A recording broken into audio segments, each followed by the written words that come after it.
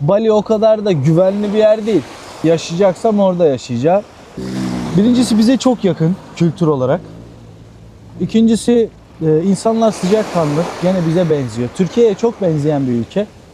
Yani o yüzük mesela yani açgözlülüğü temsil eder. Herkes yüzüğün peşindedir. Güç, açgözlülük değil de güç. İster istemez o güç herkesi yozlaştırıyor. Herkesi. Oraya götürülen köleler, siyahi köleler var. Bir tepenin üstünde yapılır. Herkes etrafını kapatırlar, yuvarlak oluştururlar ve içerideki kimse görünmesin diye olarak gitarcı işte Cem Baba, Barış Baba, onlarla Erkin Koray falan bunlarla büyüdük. Bence gelmiş geçmiş en iyi film yani. 3000'den fazla eşek var. Bir de bu kilisede eskiden eşeklerin sütünü satıyorlarmış. Eşekler yol kesiyor, gangster gibi.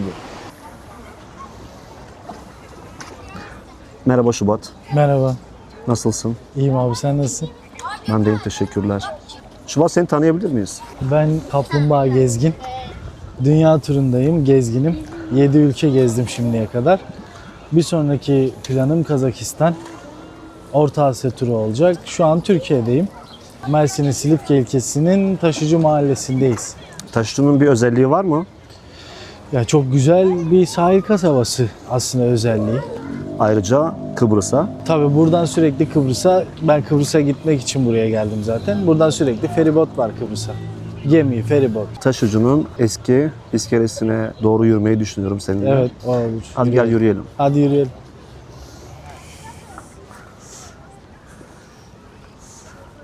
Çalışma ekonomisi endüstri ilişkileri mezunuyum.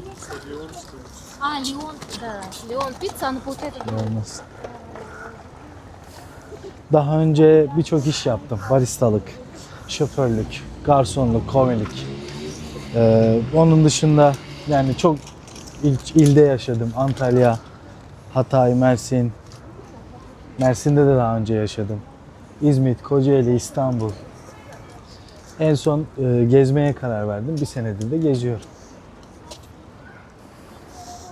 Peki buradan sonra nereye gitmeyi planlıyorsun? Şu an biraz daha Türkiye'deyim Nisan sonuna kadar. Sonrasında Kazakistan. Kazakistan. Evet. Orta Asya turu olacak. Orta Asya'ya gitme gibi bir planım var. Bu sene orayı gezeceğim. Peki orada ne kadar kalmayı düşünüyorsun? Ne yapmayı düşünüyorsun? Aklımda yani bir 6-7 ay falan bir süreç var. Orada gezme süreci. Evet. Sonrasını bilmiyorum. Bir Kazakistan, Özbekistan, Kırgızistan, Moğolistan, Tacikistan belki. Sonrasında bakacağım duruma göre. Peki seni Taşlı'na getiren ne oldu? Kıbrıs'a gidiyordum. Buradan geçti yolum. Türkiye'de peki nereleri gezdin? Doğuda birkaç yer hariç hemen hemen her yeri gezdim. Sevdiğin bir şehir var mı? En çok sevdiğim şehir Antalya. Peki neden Antalya? Antalya çok güzel bir yer. Havası da çok güzel, suyu çok güzel. İnsanları böyle rahat, relax, özgür bir il gibi geliyor bana. Çok kaldın mı orada? Kaldım. Antalya'da çok eski zamanda ben bir sene orada okumuştum. İlkokul 7. sınıfı. Sonrasında da bir kardeşim oradaydı. Bir sene de öyle yaşadım diyebilirim. Peki bak karşıda dağlar var, denize hemen. Tabii Taşucu çok güzel bir yer. Şeye benziyor zaten Antalya'ya. Bence çok hoş bir şehir ya, yaşanılabilir bir yer. Peki bir hayalin var mı? Hayalimi yaşıyorum zaten ya. Şu an gezgin olmakta. Onu da yaptım. Şu an geziyorum. Bu benim için mükemmel ya. Harika bir şey.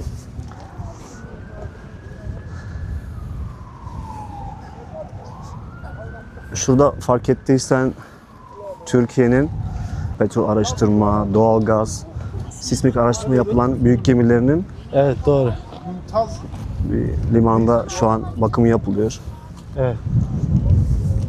Peki Türkiye'nin, sen çok dünyayı gezdin, çok ülkeleri gezdin. İnsanların Türkiye hakkında bir ortak düşüncesi var mı? Fikri nedir acaba? Şöyle söyleyeyim yani Türk insanıyla alakalı genelde olumlu şeylerle karşılaşıyorum ama olumsuz şeyler de oluyor tabii.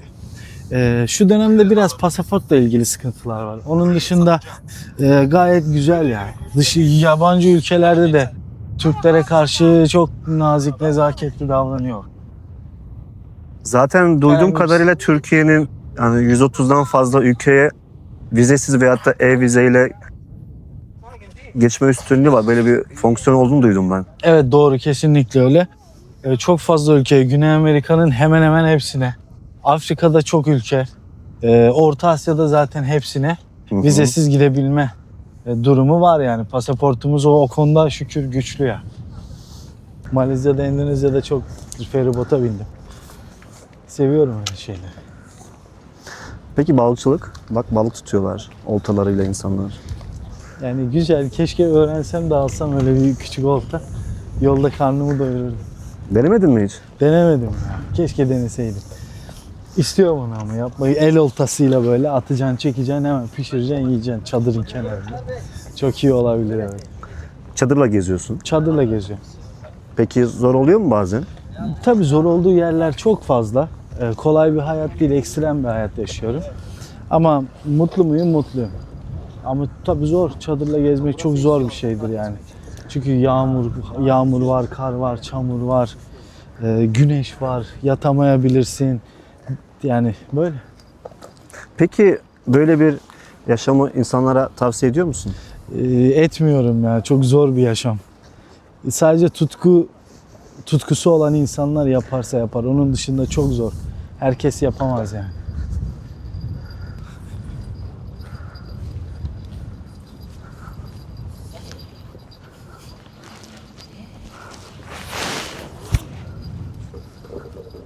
Vallahi bastın ha yanlış.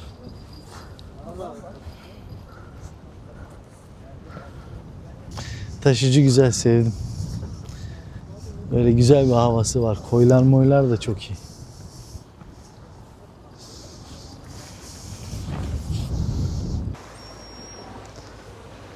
Senin için mutluluk nedir? Benim için mutluluk huzurdur. Huzurlu olmak, herhangi bir sıkıntının olmaması, sağlıklı olmak, uyandığında bir şeyleri düşünmeden, problem yaşamadan, problem yaşasan bile en azından yani bunların sana stres vermediği bir hayat benim için mutluluk. Senin için hayat nedir? Hayat. Şu an ben gezginim. Hayatta gezginlikle eşdeğer, yani nasıl yaşadığın önemli. Ben de gezgin olarak yaşıyorum. Benim için hayat gezmektir yani. Nerede yaşamak istersin? Dünyada iki yer beni çekiyor. Birincisi Brezilya. Brezilya'da yaşamayı çok istiyorum. Bugün değil, yarın değil ama bir gün orada yaşayacağım muhtemelen. Bir de Antalya. Antalya da beni çok çekiyor. Neden Brezilya'yı seçtin? Birincisi bize çok yakın kültür olarak. İkincisi insanlar sıcakkanlı. Gene bize benziyor. Türkiye'ye çok benzeyen bir ülke. İzlediğim kadarıyla, henüz gitmedim. Gördüğüm kadarıyla, izlediğim, okuduğum kadarıyla çok benziyor Türkiye'ye. Ve yani ben çok seviyorum ya. Çok hoşuma gidiyor. Orada yaşamak fikri çok hoşuma gidiyor. Ben capoeira yaptım. Belli bir dönem. Brezilya'da aynı böyle Çin'deki kung fu'ların şehirleri olur ya. Onun gibi Brezilya'da da Bahia diye bir şehir var. O şehirde doğdu capoeira ve ben orada yaşamayı çok isterim yani. Capoeira'yı ne zamandır yapıyorsun? 6 ay sürekli yaptım. Şu an çok nadir. Eskisi kadar yapamıyorum. Mesela şu dönemlerde eğer böyle güzel alan bulursam, kendime göre biraz rahatlarsam falan meditasyon şeklinde biraz yapıyorum, evet. Peki Capoeira'ya başlama fikri nasıl oluştu? Çocukluktan Güçlülerin Dünyası diye bir film vardı. Ben o film çıktığı zaman arada bir çıkardı, ben televizyona kilitlenirdim. Çok farklı gelmişti bana capoeira'yı öğrenmek. Ve çok hoşuma gitti. O hareketler, tavırlar, gülüyorlardı, suratları gülüyor falan, böyle dans ederlerken. İkisi de var. Ben müziği çok severim. Kendim de müzik yapıyorum. Müzisyenim. Gitar çalıyorum, saz çalıyorum, biraz piyano çalıyorum. Aynı zamanda o dans etmeyi de seviyorum. Danstan kastım hani tango falan değil. Kendi yöresel halk oyunlarını falan çok severim. Düğünleri çok severim. O tarz şeyleri Yani geleneksel bir şeydir. Ondan dolayı çok severim. Bu da oranın geleneksel dansı gibi bir şey yani. İkisi beraber ya benim çok hoşuma gidiyor. Aynı anda hem bir spor, Hem spor yani hem bedenin gıdası spor olarak, müzik olarak ruhun gıdası, dans olarak da yine bedenin gıdası gibi bir şey oluyor yani. Hepsi bir arada. peki capoeira'yı hani Amerika'daki sisteme kaldırılan rap ya da hip hop tarzı olarak bunu Brezilya'nın bir yorum olarak görüyor musun? Yok hayır. Baş kaldırı olarak vesaire. Yani şey olarak zaten capoeira'nın ortaya çıkış hikayesi böyle. Oraya götürülen köleler, siyahi köleler vardı. Brezilya'ya götürüler. Portekizlerin götürdüğü. Bu adamlar orada şey yapıyorlar, savaş yani birbirlerine savaş eğitimi öğretiyorlar. Asıl capoeira Angola'dan geldi, Afrika'dan. Afrika'dayken o savaş kültürlerini Brezilya'ya gittiklerinde devam ettirmek istiyorlar ama kimse onlara izin vermiyor. Onlar izin vermediği için de oradaki insanlar diyorlar ki ya diyorlar bu dövüş stili değil. Biz yani kavga etmiyoruz. Biz sadece birbirimizle dans ediyoruz. Bizim Angola'da, Afrika'daki yöresel dansımız böyle diyor. Ve onları kandırıyorlar. Hoda denilen bir şey var capoeira'da. Hoda yuvarlak demek. Bir tepenin üstünde yapılır. Herkes etrafını kapatırlar, yuvarlak oluştururlar ve içerideki kimse görünmesin diye böyle orada eğitim verirler birbirlerine. Böyle ortaya çıkmış bir şey zaten ve sonra bu insanlar oradaki sistemle savaşmışlar. Sonrasında böyle bir kültür halini almış. Brezilya'ya özgü bir dans dövüş stili capoeira. Afrika kökenli bir başkaldırıdır aynı zamanda kesinlikle. Hani derler ya işte Brezilya'da dans etmesini bilmeyenin sosyal bir hayatı olamaz. Bunun için ne düşünüyorsun? Orada ya da bunun haricinde capoeira yapmak istiyor musun? Ve bunun haricinde salsa, bachata, bunun gibi diğer danslara ulaşmak istiyor musun? Ya salsa bachata falan biraz daha karışık benim için. Kolay yapılır aslında da çok böyle ilgimi çeken şeyler değil. İzlemeyi daha çok seviyorum. Ama capoeira'yı yapmayı devam ettirmeyi çok istiyorum. Acayip hoşuma gidiyor. Şu an fırsat bulamıyorum. Bir de işte şu an aktif olarak yolda olduğum için sabah akşam çadır muhabbeti falan çok yoruyor beni. İleride devam ettirmek istiyorum. Her gün meditasyon şeklinde capoeira'yı yapmayı çok isterim ya. Çok seviyorum ben capoeira'yı. Peki capoeira'ya başlamanda senin için hayatında etkisi olan bir insan ya da bir figür var mı? Söylediğim gibi Güçlülerin Dünyası filmindeki karakterler etkiledi. Artı bir de bizim Uğur Hoca var İstanbul'da. O capoeiracıydı zaten. Ben onunla iletişime geçtim, daha da sevdim capoeira'yı. Çünkü bunu yapan bir insan, çok güzel bir insan, çok uzun zamandır yapıyor. O da gönül vermiş. Ümit Hoca abisiyle beraber, Ümit Hoca, Uğur Hoca. Beraber gönül vermişler. Bir yerlere getirmeye çalışıyorlar capoeira'yı ve ben onlarla tanıştıktan sonra çok güzel olduğunu düşündüm bu enerjinin. Onlar da beni çok etkiledi devam etmeme. Eğer bu kadar capoeira bilmeden o kadar yıl mesela istedim yapmayı, bir türlü yapamadım. Çünkü Türkiye'de yaygın bir şey değil. Her şehirde yok. Bazı şehirlerde var. Benim de yaşadığım şehirde hiç de aklıma gelmedi hani dersine gitmek falan. Sadece seviyorum ama sonra hayat devam ediyor. Bir şey yapamıyorsun. Öyle geçiyor gidiyor. Ama bir gün baktım denk geldi bana. Capoeira dersleri falan. Ya dedim acaba olabilir mi? Girdim internetten araştırdım, buldum falan. O arada hayatım rutindeydi zaten. Bir şeyler arıyordum. Onu buldum, devam ettim. Uğur Hoca ile tanıştım. Sonra Ümit Hoca ile tanıştım.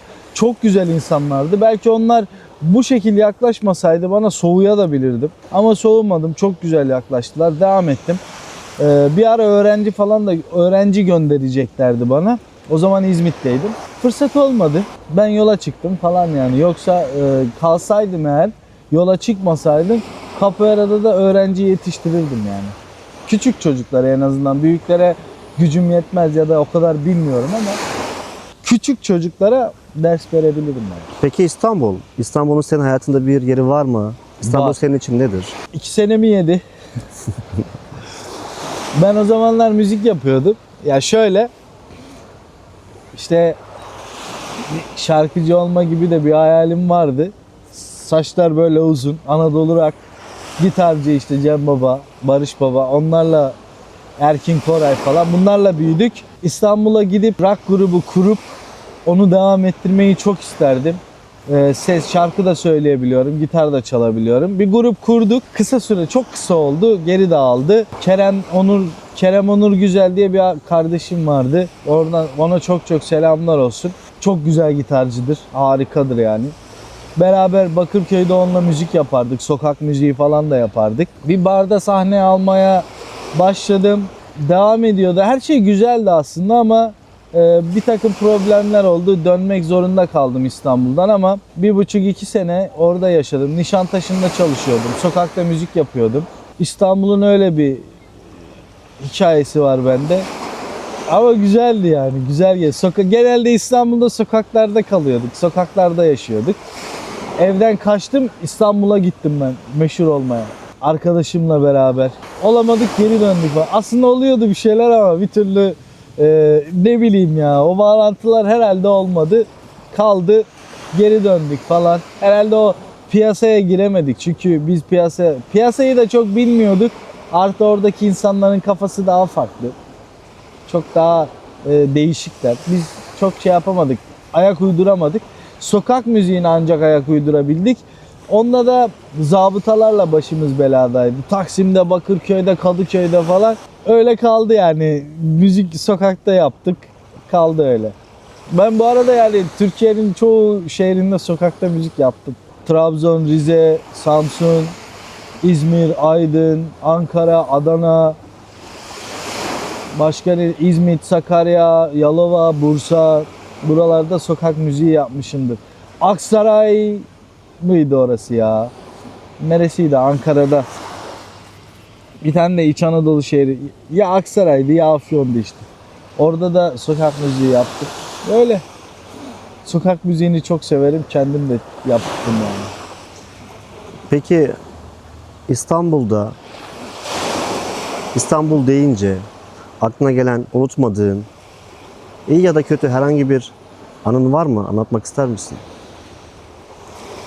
Yani İstanbul deyince aklıma gelen ilk şey şeydir yani. Nişantaşı ya. Orası biraz şeydi. Baristalığı ben Nişantaşı'nda öğrendim. İlk hatta Gedikli kafe vardı orada o zaman. Köşede tam. Gittim oraya, direkt girdim. Abi merhaba falan böyle Mozart çalıyor. Ben çok yabancıyım. Girdim, abi dedim ben iş arıyorum. Yaşım da çok gençti. 20'li yaşlar. Sen tamam dedi, ne iş yapabilirsin? Vallahi sıkıntı yok, her işi yaparım abi. Seni bara alayım mı dedi. Sevdi abi beni. Saçlar uzun falan, böyle hip bir tarzı bir çocuğum. Sevdi beni. Tamam dedi, seni bara alayım mı dedi. Olur abi dedim. Bara geçtim. Orada bir hafif kilolu bir abi vardı. O gel kardeşim dedi. Öyle bir bak, şu şöyledir, bu böyledir. Espresso, latte, americano falan bunları gösterdi. Herhalde birkaç gün içinde artık kahve yapıyordum sürekli zaten. Sonra bir ay çalıştım orada, yükseldim. Seni dedi başka bir yere sokacağım dedi. Çok daha güzel bir yer, çok daha alkol de var orada dedi. Barmenliği de öğrenirsin. Tamam dedim. Oraya gittim. Orada Almanya'dan gelen bir abi vardı. Saçları uzun, kıvırcık. O da bana alkolle ilgili, alkollü kokteyllerle ilgili şeyler öğretti. İstanbul'da yaşadığım süreçte hep Nişantaşı'ndaydım. Oralarda biraz öğrendim bir şeyleri falan. İstanbul deyince benim aklıma Nişantaşı gelir. En çok sevdiğim ortam da oradadır yani. Brezilya'da, orada hayat kurmak istiyorsun, yaşam kurmak istiyorsun. Oraya gittiğinde hayatını, yaşamını nasıl kurmak istiyorsun? Yani bir favelada mı yaşamak istersin, otantik şekilde bir etnik bir yaşam, ya da bir büyük şehirde, ya da müzik yapmak mı istersin? Ya da birilerinin hayatına dokunmak ister misin? Ne düşünüyorsun Brezilya ile ilgili? Bir kere Brezilya'ya gittiğimde Bahia diye o şehre gideceğim. Orada eğer yaşayacaksam orada yaşayacağım. Capoeira okuluna kaydolacağım. Orada kalacağım. Orada öğreneceğim, kendimi geliştireceğim. İş konusunda da YouTube'a devam edeceğim. YouTube, Instagram, Facebook, bunlara devam edeceğim. Bunu ben çok seviyorum, Yani YouTube'u ben ayrı seviyorum. O şekilde hayatımı kurmayı planlıyorum. Yani şehir değil, favelada değil. Köy gibi ya da bir sahil kasabası gibi bir yer zaten o Bahia kenti. Orada yaşamayı istiyorum. Diğer türlü şehrin içinde ya da favelada, bunlar yani çok bana göre şeyler değil. Ben kendim de İzmit'te yaşadığım için İzmit de aslında bir sahil kasabası gibi bir şey. Büyük şehir olmasına rağmen kendi bizim o mahalle öyledir mesela bir anlamda. O yüzden şehri çok sevmiyorum. Şehirde yaşamayı sevmiyorum. Favelada yaşamayı da sevmiyorum. Sahil kasabası. Sen ünlü bir gezginsin ve dünyayı geziyorsun. Estağfurullah. Hangi ülkelerde bulundun? Daha önce Tayland'a gittim. Malezya, Singapur, Endonezya, İran, Ermenistan, Gürcistan, Kuzey Kıbrıs'a geçtim. Şimdi Türkiye'deyim. İçlerinden sevdiğin, beğendiğin ülkeler var mı? Ya da Var. hangi ülke sana neyi anımsatıyor, neyi hatırlatıyor? Mesela Tayland'ı çok seviyorum. Tayland'ın doğasını çok seviyorum. Oradaki ortamı seviyorum. Çok hoş bir ambiyansı var bence. İkinci olarak İran'ı çok seviyorum. İran benim için çok güzeldi. İran benim için böyle her şeyin başladığı yer gibi bir şey oldu. Çok şey öğrendim. Kendi dünyama dair, ülkeme dair, Türkiye'ye dair, insanlara dair, insan iletişimi, bunun gibi birçok konuda benim için böyle başlangıç noktası gibi bir şey oldu. İran benim için çok farklı artık. Eskisi gibi değil. Gerçekten. Oradaki insanlarla olan iletişimim falan çok farklıydı. Sürekli gitmek isteyeceğim ülkelerden bir tanesi. Çok güzel dostluklar yaptığım ülkelerden bir ülkeydi. Çok güzel dostluklar kurduğum bir ülkeydi İran. İran benim için çok farklı. Öyle söyleyebilirim yani. Peki yemeklerini sevdin mi? Sevdim. Dizi var, abguşt var, neydi? Kubide var. Kıyme diyorlar onlar. Turşuları falan var. Hepsi güzeldi ya. Hepsi çok hoştu. Sabah kahvaltısı, öğle yemeği, akşam yemeği, her şey çok güzeldi yani. Peki Tayland'da ne kadar kaldın? Tayland'da bir 3 ayda Tayland'da kaldım. Bir ayını çalıştım. Resepsiyonluk yaptım. Orada bir Türk otelinde. 2 ayını da gezdim. Genelde Türkiye'de Endonezya değil, aklımıza direkt Bali geliyor. Sumatra Adası'ndan başladım ben Endonezya'yı gezmeye. Sumatra Adası'nı baştan başa gezdim. Dumai şehri var. Dumai şehrinden şeye kadar, Dumai'den nereye gittim? Padang diye bir şehre gittim. Oradan Palembang'a gittim. Bandung şehrine kadar gittim. Sonra Java Adası'na geçtim. Java Adası'nı baştan başa otostopla geçtim. Sonra Bali'ye geçtim. Hatta Bali'ye de Jogja diye bir şehir var. Jogja'dan otobüsle Bali'ye geçtim. Orada Denpasar'da terminal var. Terminale gittim. Ama şunu söyleyeyim. Tayland mı Bali mi? Tayland ya. Peki Bali'nin beğenmediğin özellikleri var mıydı? Ya çok abartıldığını düşünüyorum. İnsanların işte Bali harika falan buralar diye çok fazla söylüyorlar. Bence o kadar değil. Bali'nin sadece birkaç mahallesi turistik. Onun dışında zaten diğer yerlerinin hemen hemen her yerinde yaşıyor. Normal oranın insanı yaşıyor. Ama Phuket'e gittiğin zaman Phuket'in 4 köşesinde turist bulabilirsin. Tayland'ın 4 köşesinde turist var mesela. Bu şunu anlatır. Tayland'ın her tarafı. İnsanlığı da güzeldir Tayland'ın. İnsanlar birbirine saygılıdır. Ortamı da güzeldir. Güvenlidir. Ama Bali öyle değildi. Bali'de biz Kuta Beach diye bir yer vardı. Bir arkadaşım orada bilgisayarını, telefonunu falan çaldırmıştı. Gelip çadırın içinden aldılar gittiler mesela. Bilgisayar, telefon, kamera. Üçünü de çaldılar gittiler. Yani Bali o kadar da güvenli bir yer değil. İkincisi de Ubud güzel. Canggu var. Orası güzel. Yani Kuta Beach denize girebileceğim bir yer. Denpasar zaten şehrin merkezi. Yani çok fazla bir şey bulamazsın. Seminyak Beach'e gidersin. Orada da böyle biraz daha dini şeyler vardır. Bali böyle. 2 haftaya yakın kaldım ben Bali'de. İnsanları da böyle sürekli bike. Taksi. Yani bir şeyler satmaya çalışıyorlar sürekli. Tayland'da bunu göremezsin. Kimse seni yapmaz. Alma sıkıntı yoktur Tayland. Orada öyle bir durum vardı yani. O benim çok hoşuma gitmemişti. Kalkıp da mesela bir daha Bali'ye gitmem ben yani. Gitsem ne yapacağım? Çok da böyle matah bir yer değil. Endonezya'yı söylersek Endonezya'yı ben çok sevdim. Ayrı güzel yani. Sumatra Adası çok başka. Lombok Adası var mesela çok başka. Endonezya'nın diğer şeylerde de diğer büyük adaları falan da var. Oralara da gitmeyi çok istiyorum. Papua tarafı falan harika yerler. Malezya'nın da öyle. Malezya'ya gittim. Malezya'da Kuala Lumpur'a gittim. Malacca City'ye gittim. Oradan Johor Bahru vardı, oraya gittim. Malezya'nın ana kıtası, başkentinin olduğu kıta. Orada gezdim. Kuala Lumpur o kadar şey değil, yani güzeldi, çok da değil. Malacca şehrini çok beğendim Malezya'da. Sonra Johor kenti çok güzeldi. Zaten Singapur'un dibinde o şehir. Gidip geliyorlar insanlar sürekli. Mesela Malezya'nın diğer kıtaları var. Diğer kıtalarda şeyleri, toprakları var, adalar. Oralar da güzel, oraları da çok istiyorum gezmeyi. Peki en son nerede bulundun? En son Kuzey Kıbrıs Türk Cumhuriyeti. Orayla ilgili düşüncelerin nedir? Kıbrıs çok güzel bir yer. İnsanlar paso şeyden bahsediyor, kasino, bar falan diyorlar ama tarihi de çok eski olan bir ada. O yüzden Kıbrıs'ı çok beğendim. Şeye gittim zaten, Girne'ye gittim. Girne'den Lapta tarafına gittim. Alsancak, Lapta. Oradan Güzel Yurt'a gittim. Güzel Yurt'ta çok güzel yerler çektim. Oradan Lefke'ye gittim, gemi konağına gittim. Soli Bazilikası var eski. Roma döneminden, onu gördüm. Sonra geri döndüm. Lefkoşa tarafına gittim. İnanılmaz güzel böyle camiler, kilise, hanlar falan var yani. Eski binalar. Biraz bakımsızdı ama güzeldi gene de. Sonrasında İskele'ye gittik. İskele'de biraz gezdik. Daha modern bir şehir.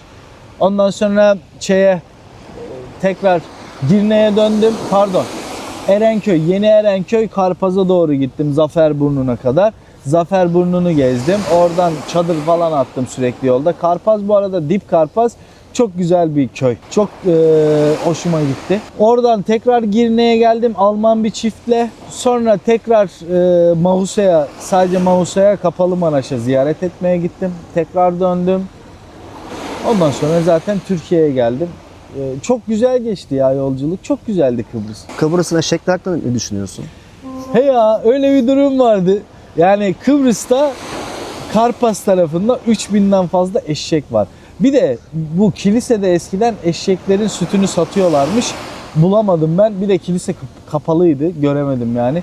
Görseydim eşek sütü deneyecektim. Eşekler yol kesiyor. Gangster gibi. Yolda gidiyorsun arabayla, önüne duruyorlar ya da yanına duruyorlar. Böyle bakıyor. Onlara bir şeyler önünde duruyor. Onlara bir şeyler vermen lazım. Marul, havuç falan artık.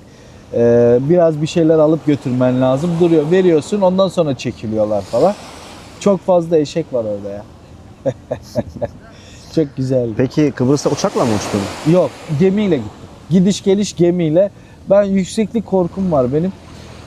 O yüzden uçağa binmeme taraftarıyım. Ne kadar az binersem o kadar iyi benim için. Gemiyle gittim.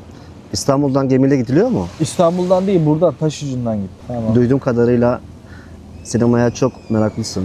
Yani eskiden daha çok meraklıydım. Çünkü öğrenciyken, öğrencilikten sonra işte çalışırken falan çok meraklıydım. Bayağı yapıyordum ama ben. Bazı sevdiğim aktörler ya da aktrisler vardı. Onların filmlerini izlemeyi seviyordum. Johnny Depp'in hemen hemen her filmini izlemişimdir mesela. Leonardo DiCaprio'nun hemen hemen her filmini izlemişimdir. Brad Pitt aynı şekil. Neydi o kadın ya? Jennifer Aniston. Bu tarz böyle Anne Hathaway vardı. O kadının hemen hemen her filmini izlemişimdir. Böyle ilerliyordum. Öyle bir sadece filmden değil, aktristen ya da aktörden gidiyordum. Öyle çok film izlemişimdir yani.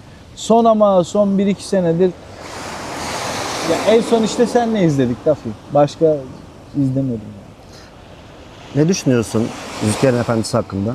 Yüzüklerin Efendisi benim için başyapıt. Bence gelmiş geçmiş en iyi film yani. İlk birde ya. Esaretin Bedeli falan diyorlar ama ben Yüzüklerin Efendisi diyorum yani. Birdir yani. Yüzüklerin Efendisi. Benim için birdir. Çok güzel bir film. Grafikler inanılmaz güzel. Senaryo inanılmaz güzel. Oyunculuklar zaten çok güzel. Çok hoşuma gidiyor. Çok güzel bir film ya. Çok şey anlatıyor. İnanılmaz ya. Yüzüklerin Efendisi ile ilgili 5 gün konuşurum ya. 5 gün konuşsan hiçbir şey yani 5 gün konuşsan daha bitiremezsin yani. Öyle bir film benim için. Yüzük detayı, yani o yüzük mesela yani açgözlülüğü temsil eder. Herkes yüzüğün peşindedir. Güç, açgözlülük değil de güç. Ama o gücü elde etme aşamasında, elde etme mücadelesinde yapılan açgözlülükler, hani bazısı yüzüğe iyilik yapacağım diye yaklaşır. Elf kralı vardı mesela, yüzüğü alıp iyiliğe kullanırım diyordu. Gandalf da aynı tufaya düştü. İster istemez o güç herkesi yozlaştırıyor. Herkesi. Yüzüklerin Efendisi de bunu anlatıyor zaten. Ama ummadık taş baş yarar gibi Frodo şairli bir hobbit. Şu kadarcık bir şey zaten. Cüceden de cüce. Ve ayakları işte kocaman, biraz tüylü. Böyle bir yaratık yüzüğü taşımaya hak kazanıyor. Kader yani, bir şekilde kader onu oraya, ona o görevi veriyor. Aslında görevi istemiyor ama yapacak bir şey yok. Başka seçenek yok. Mecbur o götürmek zorunda ve o kadar güçlü krallar var ki o götürürken yüzüğü taşıyıp götürüp onu imha edebilecek ama yapamıyorlar. Bir şekilde olmuyor. Ve Frodo'ya kalıyor bu iş. O da devam ediyor, götürüyor. Öyle film bitiyor zaten. Yüzük sonunda imha ediliyor. Ama Frodo sayesinde. Frodo götürüyor. Başkası götürebilir miydi? Belki. Ama bence Frodo'ydu ya. Başka da kimse yok. Dünya üzerinde kimse yok yani. Sam mesela çok ilginç orada. Sam, Frodo'nun arkadaşı. İstemsiz bir şekilde kulak misafiri oluyor. Aslında iyi kalpli ama başına neler geliyor mesela. Kulak o gün orada olmasaydı filmin başında Sam diye birisini tanımayacak. Mesela Batman'in filmlerinde yani onlarca yıldır bildiğimiz kötü karakter Joker. Joker. Son zamanlarda yapılmış olan Joker filmiyle bu sefer Hollywood Joker karakterinin iç dünyasına indi. Psikolojik olarak Joker'i anlatan bir film yaptı. O da şöyle, Batman iyi, Joker kötü. Öyle anlattılar zaten Hollywood filmlerinde falan. Bizde öyle ilerlemiyor konu. Yani bizde mesela Joker yoktur, Batman de yoktur. Herkes her şeydir. Bence ayırarak anlatırsan tamam. Yani Joker saf kötü değildir, Batman de saf iyi değildir. Aynı gerçek gibi. Gerçekte de öyle. Herkes saf değildir. Hiç kimse hem sadece iyi değildir. Hem iyidir hem kötüdür. Herkes herkese karşı farklı davranır. Yani sen, ben birine karşı çok iyi davranırken ötekine çok kötü davranırız. Neden? Çünkü bizim fikirlerimiz onu gerektirir. Öyle devam ederiz. Joker de öyle birisiydi. Batman de öyle birisiydi. Sadece tarihin farklı taraflarındalardı ya. Yapacak bir şey yok. O öyleydi, o öyleydi. Joker'e iyi davranan insanlar ya da Batman'e kötü davranan insanlar, herkes kendi tavrını kendi seçiyor. Yapacağı herkesi, ondan sonra o insanlar da onun bedelini ödetiyorlar ona. Ve öylece dünya devam edip gidiyor. Aslında bu çok uzun bir hikaye. Peki yani Smeagol'un yani Gollum'un sence hakkı yendi mi? Böyle de sorunca çok ilginç oldu. Abi Gollum tarihe şeyden diye bakıyor. Şimdi yüzüğü buldu ama taşımadı. Yani yüzüğü imha etmeyi düşünmedi. Kendisi için istedi ve orada şey, böyle halkta da öyle insanlar vardır. Gücü kendisi için ister, alır, hiç kimseye vermek istemez ama bir faydası da yoktur. Ona ne millete, hiç kimseye faydası yoktur. Sadece saklar, temsil olarak öyle durur. Frodo mesela bir adım atmak istiyor. Diğer bütün insanlar bir adım atmak istiyor. Ama Gollum adım atmak istemiyor ve zamanın içinde sıkışıp kalmış bir yaratık. Bundan çok var sokaklarda, çok geziyorlar. Hakkı yendi mi? Hakkı yenmedi ya, olan oldu. Gerçek neyse o oldu yani. Kimsenin hakkı yenmedi. Hakkı yenseydi devamında o hakkı teslim edilirdi ki edildi de kimse öldürmedi onu. Kimse zarar vermeye çalışmadı. Hatta Frodo onu sevdi yani.